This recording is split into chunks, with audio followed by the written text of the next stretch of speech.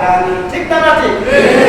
আল্লামা সাইদি তুমি মরণি শহীদ হয়েছ তুমি এটাই জানি, অমর হয়েছ তুমি এটাই জানি। কারাগারে কাটালে 13টি বছর, বাতিল কেটেছে তোমার ঘর।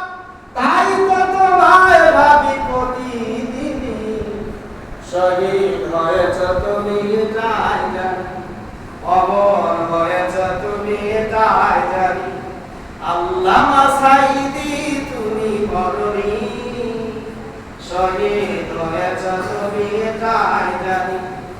দেখা তো হবে না এই জীবনে, দেখা হবে জান্নাতে ফুল বাগানে। বলেন আল্লাহুম্মা আমিন।